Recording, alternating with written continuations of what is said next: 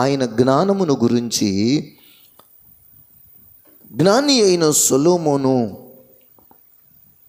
తాను వ్రాసినటువంటి కావ్య గ్రంథాలలో సామెతల గ్రంథం 8వ అధ్యాయము 1వ వచనంలోను జ్ఞానము ఘోషించుచున్నది, వివేచన తన స్వరమును వినిపించుచున్నది. 9వ అధ్యాయం 1వ వచనం, జ్ఞానము నివాసము కట్టుకుని దానికి 7 స్తంభములను చెక్కుకొని ఉన్నది. చూడండి, ఇక్కడ మనం చదువుకున్నటువంటి ఈ లేఖనములో సామెతల గ్రంథం 8వ అధ్యాయములు, 9వ అధ్యాయములు, 10వ అధ్యాయములు మనం ఏం చూస్తామంటే జ్ఞానము ఘోషించుచున్నది, జ్ఞానము నివాసము కట్టుకొని ఉన్నది. ఇది జ్ఞానము జ్ఞానము జ్ఞానము అంటున్నాడు. ఇప్పుడు ఈ జ్ఞానము ఎవరికి సంబంధించింది? పరిశుద్ధ వాక్యం మనకు నేర్పుతున్న సందేశం. ఈ జ్ఞానము ఏం కట్టుకుందంట? నివాసము కట్టుకున్నది. లోకంలో 2 రకాల జాతుల పక్షులు ఉన్నాయి.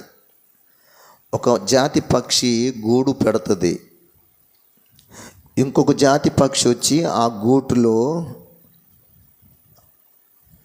గుడ్లు పెట్టి పోతుంది. గూడు కట్టేది ఏ పక్షి? గుడ్లు పెట్టిపోయేది ఏ పక్షి? తెలుసు కదా. కాకేమో గూడు కడుతుంది, కోకిలు వచ్చేమో గుడ్డు పెట్టి పోతుంది. చూడండి, ఇప్పుడు గుడ్డు పెట్టి పోయేది జ్ఞానవంతమైనదా? గూడు కట్టుకొన్నది జ్ఞానం కలిగిందా?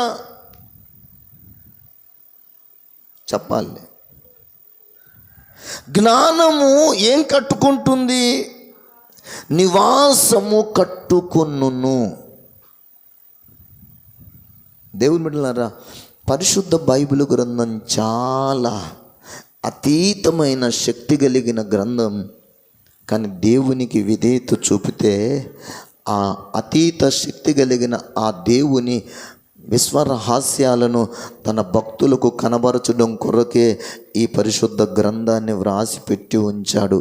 ఎవరైతే విధేయతతో దేవుని సన్నిధిలో దేవా సహాయం చేయి, నాకు ఈ ధర్మశాస్త్ర గ్రంథములో నుండి నీ మాటల యొక్క సారము చూడగలుగునట్లు కన్నులు తెరువయ్యా అని ప్రార్థన చేయగలిగితే, ఆ దేవుడి మహాకృప చూపితే అట్టివారి కన్నులు తెరవబడతాయి. స్తోత్ర, హల్లెలూయా. మీరు గమనించండి, ఇక్కడ ఈ చెప్పబడినటువంటి మాటల విషయంలో జ్ఞానము ఏం చేస్తుందంట? నివాసము కట్టుకుంటుంది. ఈ జ్ఞానము 8వ అధ్యాయములో జ్ఞానము, సామెతల గ్రంథం 8వ అధ్యాయములో జ్ఞానము, 2వది 9వ అధ్యాయములో జ్ఞానము. ఇది మనం ఆరాధన చేస్తున్న సృష్టికర్త అయిన ఆ మహాదేవునికి సంబంధించిన జ్ఞానము. ఈ జ్ఞానము సాధారణమైన జ్ఞానము కాదు, సాధారణ నరుని జ్ఞానము కాదు, సాధారణ దేవదూతల జ్ఞానమును కాదు. ఇది మహాదేవుడి జ్ఞానము గనుక ఇది మనకు అగోచరము. ఈ జ్ఞానము మనకు అందదు. ఇది మన జీవితాలలో మన ఊహకు మించినది, మన తలంపులకు మించినది. ఇది మనకున్న జ్ఞానాన్ని మించినది. స్తోత్ర. అందుకే దేవుని జ్ఞానము ఏమై ఉందయ్యా అంటే అతీతమైన శక్తి కలిగినది. స్తోత్ర. ఇది దేవుని జ్ఞానము అతీతమైన శక్తి కలిగినది. రెండవ మాటగా నేను మీకు జ్ఞాపకం చేస్తాను. ఈ అతీతమైన శక్తి కలిగిన ఈ జ్ఞానములో ఇంకా మనము గమనించాల్సింది, ఆలోచనలు ఉంటాయి, ఊహలున్నాయి, తలంపు ఉంటుంది. ఆయన మనస్సులో ఇదంతా మిక్స్ అయి ఉంది. ఊహలు, తలంపులు, ఆలోచనలు, జ్ఞానము, ఇదంతా ఒకే అర్థాన్ని ఇస్తుంది. ఊహించడం, తలంచడం, ఆలోచనలు చేయడం అంటే ఇదంతయును కూడా మనకి ఇంకా ఈ నాలుగే తెలుసు. ఊహలు, ఆలోచనలు, తలంపులు, మనసు, జ్ఞానము, ఇంత మాత్రమే తెలుసు. కానీ ఇది తెలిసిన దానికంటే మనకు అందనంత అతీతమైన జ్ఞానం దేవుడి దగ్గర మాత్రమే ఉంది. అందుకే మీలో ఎవనికైనను జ్ఞానము కొదువుగా ఉన్న ఎడల అటువాడు దేవునిని అడుగవలెను. స్తోత్ర, హల్లెలూయా. నేను చెప్పుతున్నటువంటి ఈ వాక్యాన్ని దేనిని ఆధారం చేసుకుని చెప్తున్నానంటే, మనము పరలోకంలో జ్యేష్ఠుడు ఒకడు ఉన్నాడని చెప్పుకున్నాం కదా. ఆ పరలోకపు జ్యేష్ఠుడికి ఉండిన అతీత శక్తులను గురించి నేను మీకు తెలియజేస్తున్నాను. పరలోకపు జ్యేష్ఠుడు, ఈ పరలోకపు జ్యేష్ఠుని యొక్క అతీత శక్తులు ఏంటయ్యా అంటే, ఈ పరలోకపు జ్యేష్ఠుడు సర్వజ్ఞుడునై ఉన్నాడు. పరలోకపు జ్యేష్ఠుడు ఏమై ఉన్నాడంట? సర్వజ్ఞుడు. అంటే అంత తెలిసిన జ్ఞాని. ఆయనకు తెలియనిది అంటూ ఏది లేదు. అందుకే ఆయనను గూర్చి పరిశుద్ధ బైబిల్ గ్రంథంలో మనము చూడగలుగుతున్నాం. దేవుని బిడ్డలారా, మరొకసాట 1 కొరింథీ పత్రిక 1వ అధ్యాయము 31వ వచనాన్ని మీరు చూడగలిగితే, అతిశయించువాడు ప్రభువునందు మాత్రమే అతిశయింపవలెను అని వ్రాయబడినది నెరవేరునట్లు దేవుని మూలముగా ఆయన, చూడండి, తండ్రి మూలముగా ఆయన అనగా క్రీస్తు పరలోకపు జ్యేష్ఠుడు. ఈ పరలోకపు జ్యేష్ఠుడు భూలోకానికి రాకమునుపు పరలోకములో ఉన్న సమీపింపరాని తేజస్సులో ఉన్న ఆ పరలోకపు జ్యేష్ఠుడు జ్ఞానమును, నీతియు, పరిశుద్ధతయును, విమోచనము. హల్లెలూయా. నీతిలో అతీత శక్తి కలిగిన వాడు, పరిశుద్ధతలో అతీత శక్తి కలిగిన వాడు, జ్ఞానములో అతీతమైన శక్తి కలిగిన వాడు, విమోచించటంలో అతీతమైన శక్తి కలిగిన వాడు. స్తోత్ర. ఎవరు ఈయన? ఈ అతీతమైన శక్తి కలిగిన వాడు ఎవరైనా? పరలోకపు జ్యేష్ఠుడు. స్తోత్ర. పరలోకపు జ్యేష్ఠుడికి అతీతమైన శక్తులు ఉన్నాయి. ఆయనను గురించి మరొక మాట నేను మీకు జ్ఞాపకం చేయదలుచుకున్నాను. దేవుని బిడ్డలారా, రోమాపత్రిక 4వ అధ్యాయము 17వ వచనాన్ని మీరు దయచేసి చూడండి ఒకసారి. పరిశుద్ధ లేఖనాలలో నుండి,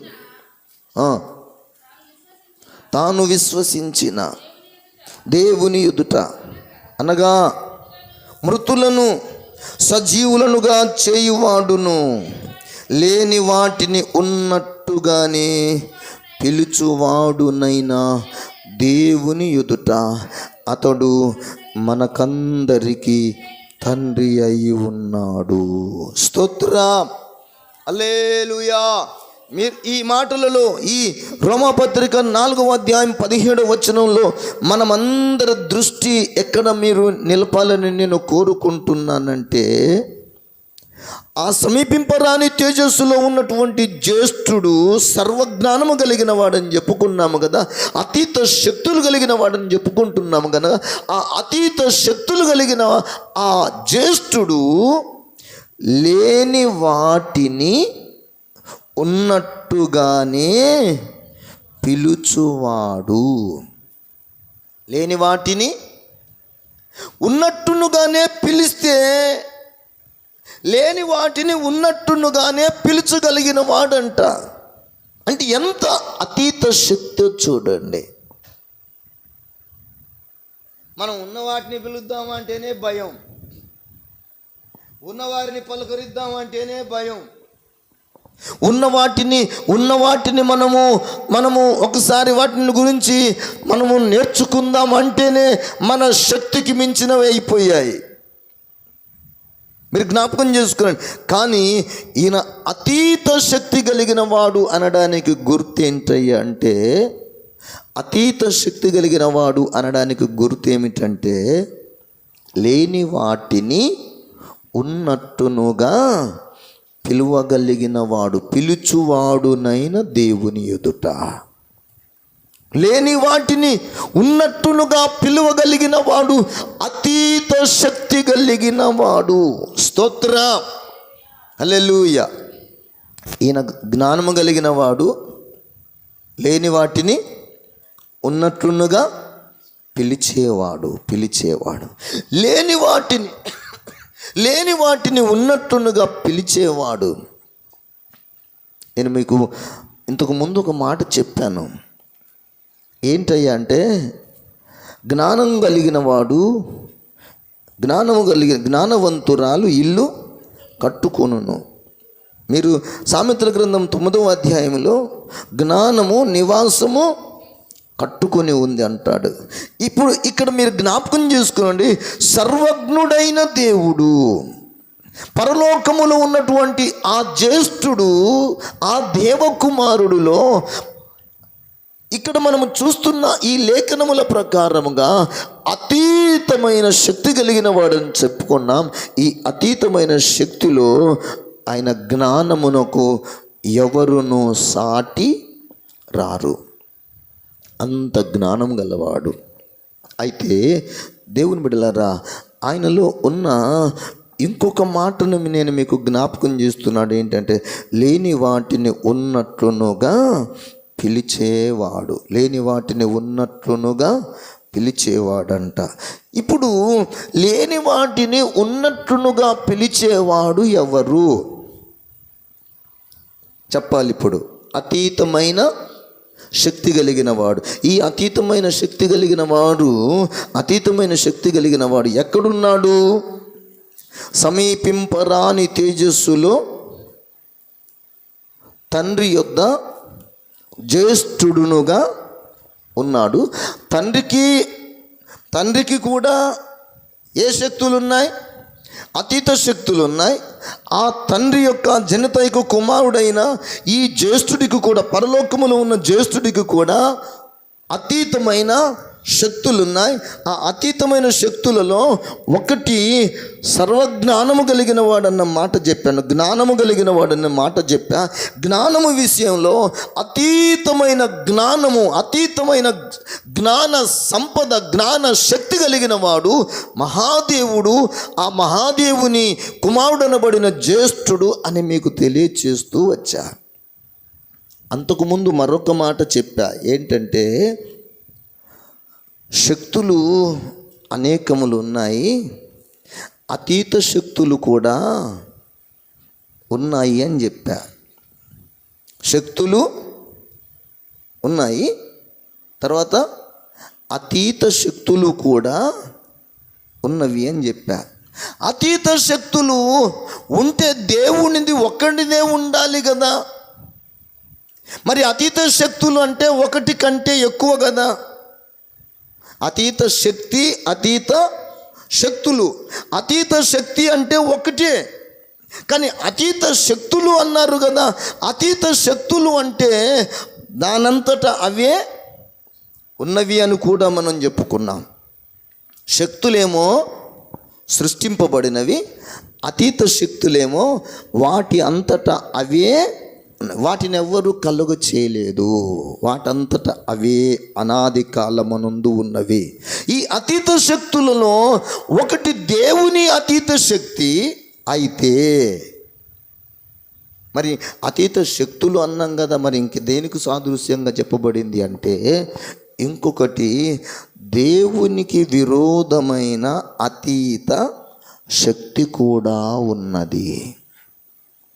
దేవునికి విరోధమైన దేవునికి విరోధమైన అతీత శక్తి ఎప్పటి నుండి ఉన్నది? ఏమండి, ఎప్పటి నుంచి ఉన్నది అంటే అనాది కాలములోనే ఉన్నది అని మనం పరిశుద్ధ బైబిల్ గ్రంథంలో చదువుతున్నాం. దేవుని బిడ్డలారా, మీరు జ్ఞాపకం చేసుకోండి, ఈ అతీత శక్తి దేవునిదేమో సర్వజ్ఞానము. ఇప్పుడు అతీత శక్తి ఇంకొకటి ఉంది, చూశారు? దాని పేరేంటయ్యా అంటే మూర్ఖపు స్థితి, మూర్ఖత్వము. మరొక మాట చెప్పాలంటే దుష్టత్వంతో కూడినది. మరొక విధంగా మనం చెప్పాలంటే, దేవుని బిడ్డలారా, దేవుని వాక్యము సెలవిస్తుంది, పాప నియమమును ప్రోత్సహించేటటువంటిది, పాప నియమమును ప్రవేశపెట్టినది. ఈ పాపపు నియమమును ఈ భూమి మీదను దేవుని సృష్టిలో కలిగిన ప్రతి దానిలోనికి ఈ యొక్క పాపపు నియమమును ప్రవేశపెట్టడానికి కారణమైన అతీత శక్తి.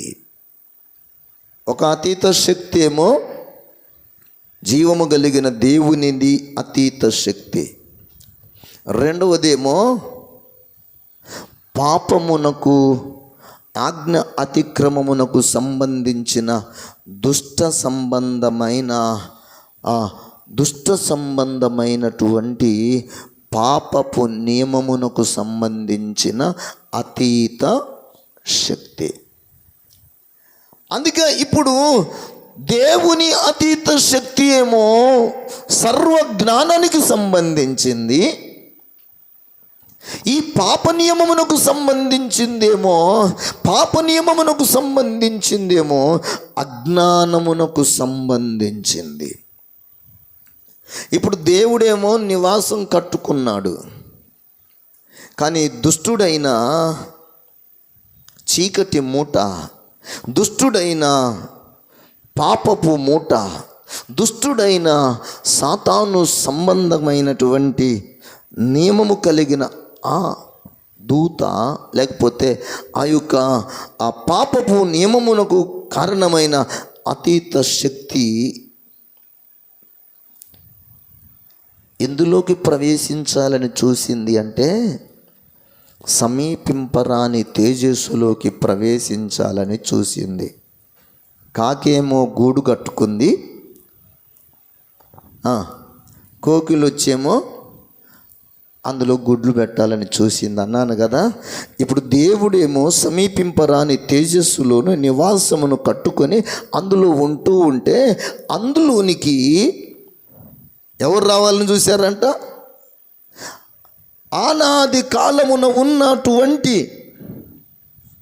ఆ మూర్ఖపు, అజ్ఞానపు, దుష్టత్వపు, పాపమునకు సంబంధించిన ఆ నియమమును ప్రవేశపెట్టబోయేటటువంటి, అదిగో వాడు అందులోనికి ప్రవేశించాలని వాడు చాలా ప్రయాసపడ్డాడంట. ఆ మాట మీరు యోహాను సువార్త 5వ మొదటి అధ్యాయము మీరు ఒక్కసారి చూడండి. మొదటి అధ్యాయములో నుండి 5వ వచనం, ఆ వెలుగు చీకటిలో ప్రకాశించుచున్నది గాని చీకటి దానిని గ్రహింపకుండెను. ఇక్కడ మీకు వెలుగు చీకటిలను గురించి చెప్పబడింది. ఆ వెలుగు చీకటిలను మనం ఏమని అనువదించుకోవలసి వస్తుంది అంటే, అతీత శక్తివంతమైనది, అతీత శక్తి కలిగిన వెలుగు, అతీత శక్తి కలిగిన చీకటి. అతీత శక్తి కలిగిన వెలుగు, రెండవది అతీత శక్తి కలిగిన చీకటి. ఇప్పుడు ఈ అతీత శక్తి కలిగిన వెలుగు మహాదేవుడైన పరిశుద్ధ దేవునికి సాదృశ్యం. ఈ పరిశుద్ధ దేవుడు సర్వజ్ఞుడు కదా, ఈయన నివాసం కట్టుకున్నాడు. ఈ నివాసము సమీపింపరాని తేజస్సు ఇది, ఇందులో తానే వసిస్తున్నాడు, ఇంకెవరిని చేరనివ్వడు. అయితే ఈ నివాసములోనికి ఆ అతీత శక్తి అనబడిన చీకటి అందులో ప్రవేశించాలని ప్రయాసపడినదంట. చూడండి, కానీ చీకటి దానిని ఎంత మాత్రము పొందలేకపోయింది. గ్రహించాలనుకుంది, పొందుకోవాలనుకుంది, కానీ అందులోనికి వెళ్ళలేకపోయింది, దానిని పొందుకోలేకపోయింది, గ్రహింపును లేకపోయింది. మరొక మాటగా మీరు పరిశుద్ధ లేఖనాలను దయచేసి కొంచెం ఓపికతో చూడండి. మొదటి యోహాను పత్రికలో 1వ అధ్యాయములో దేవుని బిడ్డలారా, అక్కడ కూడా మనకు చాలా చక్కనైనటువంటి మాట దేవుడు మన కొరకు రాసి పెట్టి ఉంచాడు. ఆ మాటను మీరు ఒక్కసారి దయచేసి మీరు చదవాలని ప్రభు పేరిట నేను మీకు మనవి చేస్తున్నాను. 5వ వచనము,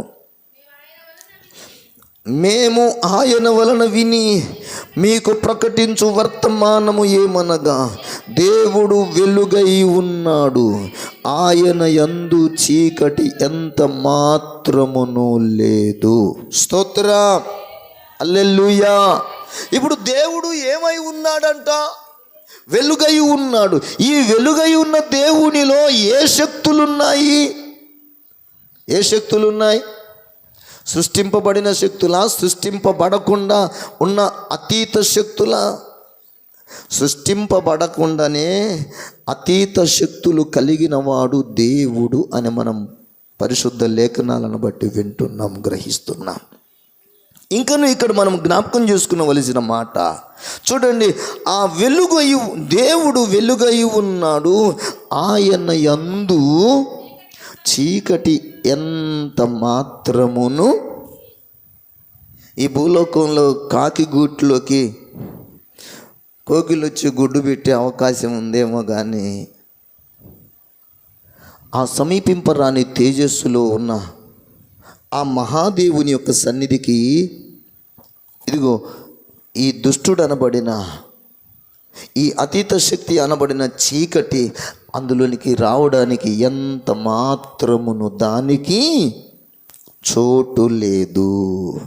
ఎంత మాత్రమును చీకటి అందులోనికి ప్రవేశించే అవకాశము దేవుడు కల్పించలేదు. ఆయన యందు చీకటి ఎంత మాత్రమును లేదు అని దేవుని వాక్యము మనకు నేర్పుతుంది. వెలుగు వెలుగే, చీకటి చీకటే. వెలుగుకు అతీత శక్తులు ఉన్నాయి. రెండవది, చీకటికి కూడా అతీత శక్తులు ఉన్నాయి. ఈ అతీత శక్తులు దేవుని బిడ్డలారా మీరు జ్ఞాపకం చేసుకోనండి. దేవునికిని వెలుగుకును చీకటికిని వెలుగు సంబంధమైన అతీత శక్తులకును దేవుని సంబంధమైన అతీత శక్తులకును పోరాటము జరుగుతుంది. ఎక్కడ? దేవుని అతీత శక్తులు నివాసము కట్టుకొని నివసిస్తుంటే, ఇదిగో సాతాను సంబంధమైన చీకటి సంబంధమైన ఆ చీకటి అతీత శక్తులు దానికి నివాసం కట్టుకోవటం చేతగాక దానంతట అది ఏదో సృష్టించుకోవడం చేతగాక అజ్ఞానంగా, మూర్ఖంగా, బుద్ధిహీనంగా అదేం కోరుకుందంటే ఆ సమీపింపరాని తేజస్సులో ప్రవేశించి కలిసిపోవాలి అని చూసింది. కానీ బైబిల్ చెప్తుంది, దేవుని బిడ్డలారా, పరిశుద్ధతకును పాపమునకు పొత్తు కుదరదు. పరిశుద్ధతకు పాపమునకు ఏం కుదరదంట? పొత్తు కుదరదు. ఇది పొత్తు పెట్టుకుందామని వచ్చింది. జ్ఞానమేమో నాకు చీకటితో, అజ్ఞానితో, మూర్ఖుడితో నాకు పొత్తు వద్దు. వాడు చీకటి వాడు నాలోనికి రావడానికి వీలు లేదని ఈ దేవుని అతీత శక్తి వానిని దూరం చేసేసాడు. మరి పరిశుద్ధ బైబిల్ గ్రంథంలో చెప్పబడుతున్న మాట. అందుకే దేవుని అతీత శక్తి మనం చెప్పుకున్నట్లుగా ఆయన సకల జ్ఞానము కలిగిన వాడు. రెండవ మాటగా నేను మీకు జ్ఞాపకం చేస్తున్నాను, ఆయన ఈ జ్ఞానముతో పాటు సర్వశక్తిమంతుడు. మూడో మాటగా నేను మీకు ఏం జ్ఞాపకం చేస్తున్నానంటే, ఆయన దేవుని బిడ్డలారా, ఆయనను గూర్చి మనం పరిశుద్ధ బైబిల్ గ్రంథం సెలవిస్తున్నమాట, ఆయన అంతటా వ్యాపించి ఉన్నవాడు. సర్వజ్ఞుడైన దేవునిలోని అతీత శక్తులు, సర్వజ్ఞుడైన దేవునిలోని అతీత శక్తులను నేను జ్ఞాపకం చేస్తున్నాను. ఇప్పుడు మీరు జ్ఞాపకం చేసుకునండి, ఆయనను గూర్చి దైవ లేఖనం మనకు నేర్పుతున్నటువంటి సందేశం ఏమిటంటే, ఆయన కంటే సర్వజ్ఞాని లేడు, సర్వశక్తిమంతుడు లేడు, అంతటా వ్యాపించి ఉన్నవాడు లేడు. అంటే ఇప్పుడు అతీతమైన శక్తి అంటే అంతటా వ్యాపించి ఉన్నవాడు. అతీతమైన శక్తి అంటే దేవుని బిడ్డలారా, ఆయన సర్వశక్తిమంతుడు.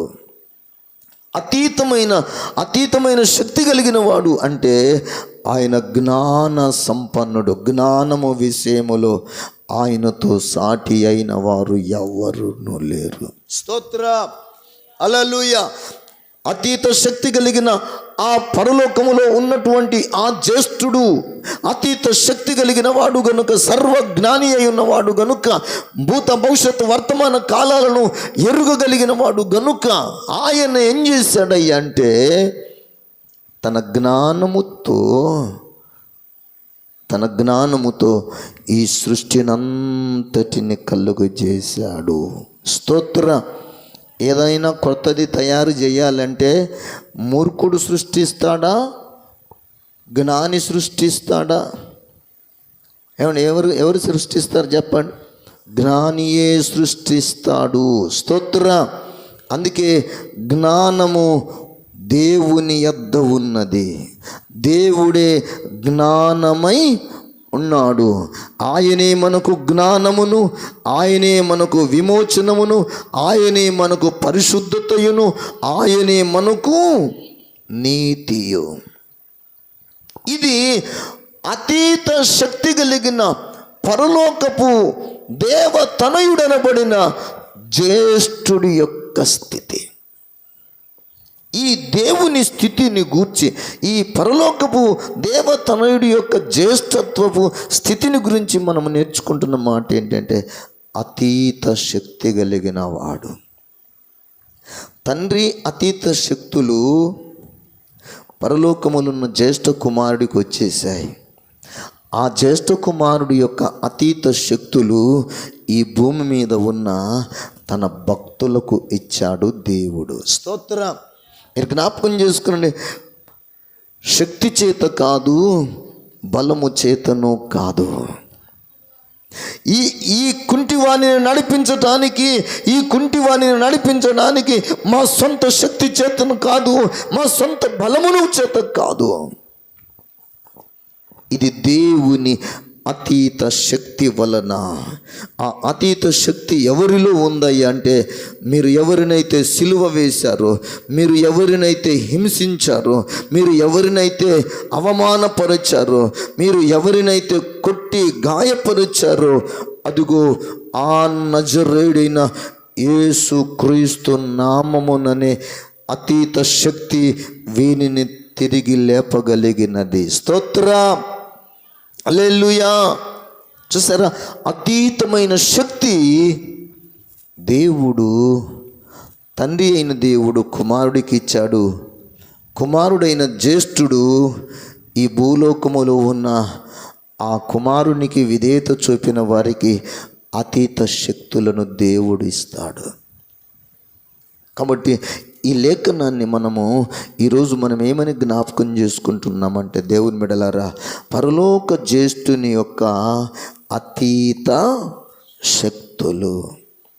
ఈ పరలోకము జ్యేష్ఠుడి యొక్క అతీత శక్తులలో ఒకటి జ్ఞానము అని చెప్పాను, రెండవది శక్తిమంతుడు అని చెప్పాను, సర్వశక్తిమంతుడు అని చెప్పాను. మూడవ మాటగా నేను మీకేం చెప్పానంటే ఆయన అంతటా వ్యాపించి ఉన్నవాడు. స్తోత్ర. అంతటా వ్యాపించి ఉన్నాడు. అంతటా వ్యాపించి ఉండడం అంటే ఇక్కడ ఉన్నాడు, అక్కడ ఉన్నాడు, ఇంకా ఎక్కడైనా ఉండగలిగిన వాడు. అక్కడ ఇక్కడ అక్కడ ఎక్కడైనా ఉండగలిగిన వాడు, అతీతమైన శక్తి కలిగిన దేవుడు మాత్రమే. స్తోత్రం, హల్లెలూయా.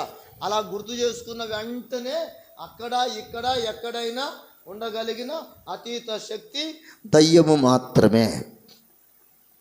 అవునా కాదా? దయ్యం కూడా అక్కడ ఉంటుంది, ఇక్కడ ఉంటుంది, ఎక్కడైనా ఉంటుంది. అది ఎక్కడైనా ఉంటుంది. అది లేని స్థలం భూలోకంలో లేనే లేదు. ఎందుకంటే ఈ భూలోకానికి అది ఏమై కూర్చుంది? రాజై కూర్చుంది. ఆ దయ్యమే ఈ భూలోకానికి రాజై కూర్చుంది. నాకు మొక్కితే చాలు, నా మహిమలు నీకు చూపిస్తా, నా రాజ్యం నీకు ఇచ్చేస్తా అంటుంది. కానీ అది పాపము నియమమునకు సాదృశ్యముతో కూడినది. అందుకే ఆ పాపపు నియమము నుండి ప్రజలందరూ విడుదల నుండి జ్యేష్ఠుడైన దేవుడికి మనమందరం సరెండర్ అయిపోవాలి, విధేయత చూపాలి. స్తోత్రం.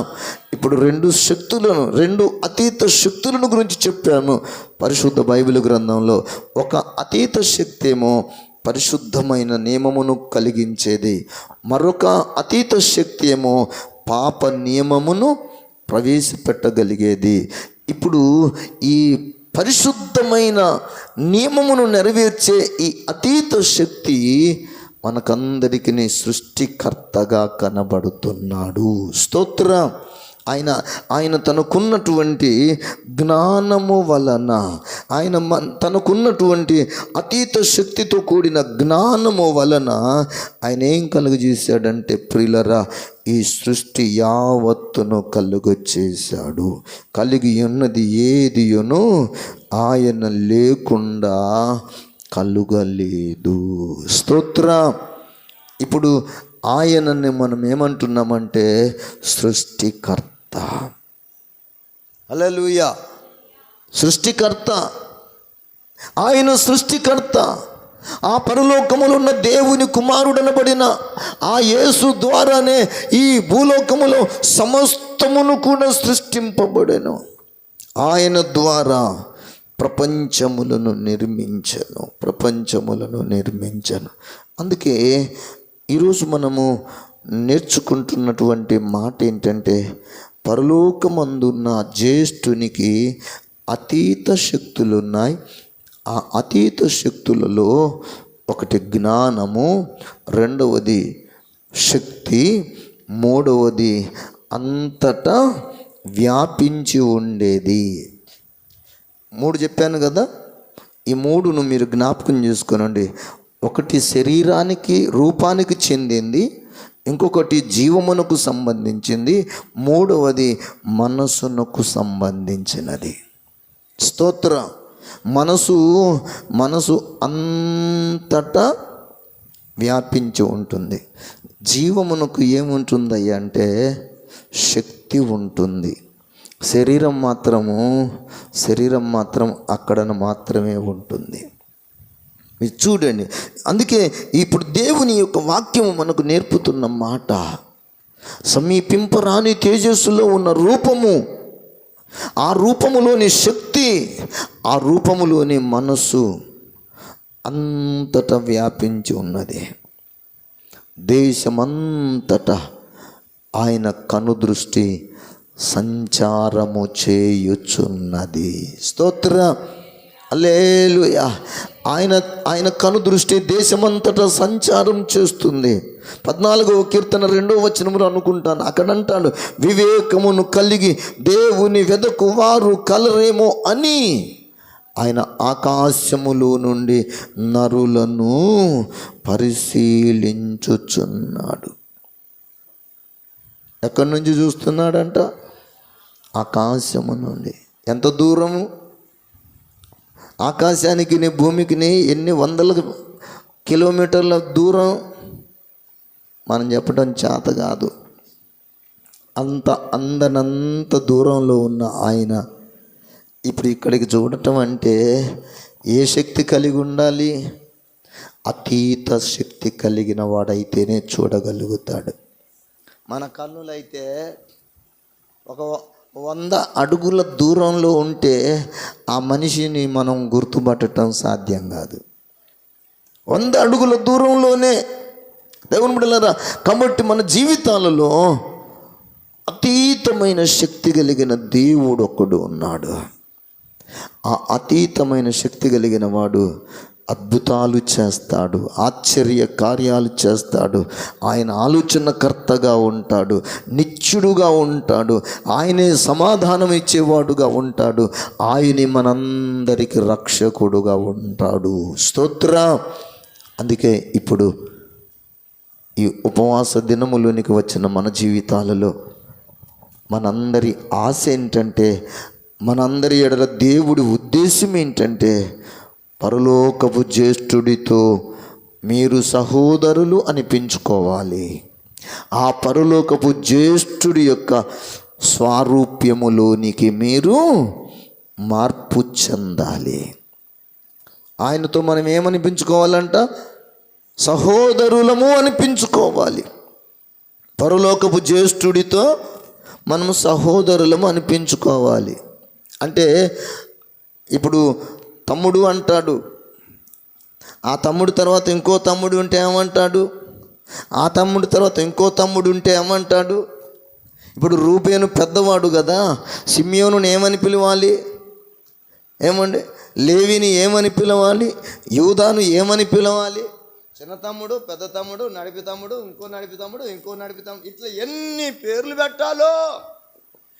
వీళ్ళందరికీ, ఈ చిన్న తమ్ముడికి, పెద్ద తమ్ముడికి, నడిపి తమ్ముడికి, ఇంకో రెండో తమ్ముడికి, మూడో తమ్ముడికి, నాలుగో తమ్ముడికి, 100వ తమ్ముడికి, అందరికీ అన్న పరలోకపు జ్యేష్ఠుడు. హల్లెలూయా. ఇప్పుడు ఆ పరలోకపు జ్యేష్ఠుడికి మనమందరం ఏం కావాలి? తమ్ముళ్ళమై పోవాలి. స్తోత్రం. మనం తమ్ముళ్ళమై పోవాలి అంటే